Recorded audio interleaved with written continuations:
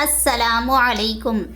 اعوذ باللہ من الشیطان الرجیم، بسم اللہ الرحمن الرحیم۔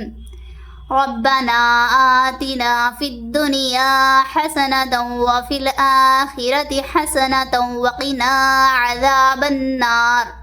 ترجمہ: اے رب ہمارے، دے ہم کو دنیا میں بھلائی اور آخرت میں بھلائی، اور بچا ہم کو دوزخ کے عذاب سے۔ سورہ بقرہ آیت نمبر 201، پارہ نمبر 2۔ یہ دعا کب پڑھی جاتی ہے؟ حالت طواف میں حج کے موقع پر پڑھی جاتی ہے۔ اس دعا میں ہم دنیاوی بھلائی اور آخرت کی بھلائی کا ہم اللہ تعالیٰ سے سوال کریں۔ دنیاوی بھلائی کیا ہے ہماری؟ فی الدنیا حسنہ۔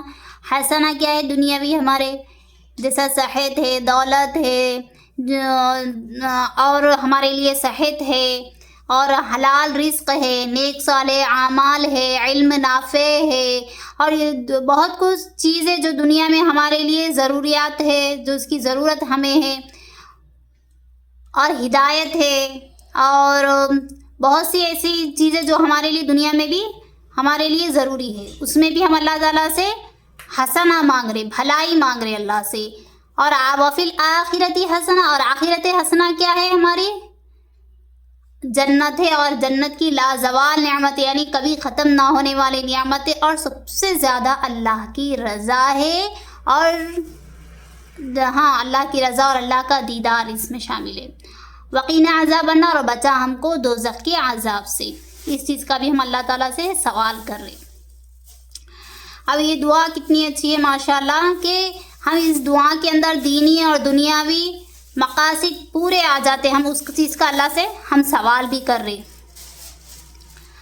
اور یہی وجہ ہے کہ آپ صلی اللہ علیہ وسلم یہ دعا بہت کثرت سے مانگا کرتے تھے۔ اگر اللہ تعالیٰ دنیا میں ہمیں کوئی نعمت عطا کرے، جس طرح صحت ہے، اگر ہمیں صحت دے اللہ تعالیٰ، تو ہمیں اسے کہاں خرچ کرنا چاہیے؟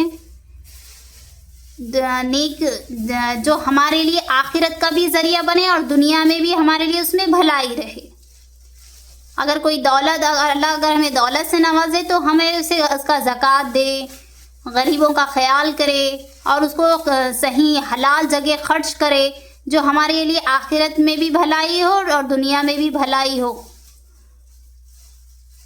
اور یہ دعا ہم اللہ سے زیادہ مانگے۔ ہم یہ دعا تو سیکھ لے، بہت سے لوگوں کو یہ دعا یاد ہے، پر اس کا ترجمہ ہم یاد کریں، ترجمے کے ساتھ یاد کریں۔ ہمیں بھی معلوم ہونا چاہیے کہ ہم اللہ سے کیا دعا مانگ رہے، کیا چیز کا ہم سوال کر رہے۔ ہم اخلاص کے ساتھ یہ دعائیں مانگے اللہ سے۔ اور جسے اردو نہیں آتی، عربی نہیں آتی، وہ رومان اردو ٹرانسلیشن نیچے لکھے ہوا ہے، آپ دیکھیں، اس کو پڑھیں اور سیکھیں، اور دوسروں کو بھی شیئر کریں، اور اللہ سے کثرت سے مانگیں۔ السلام علیکم۔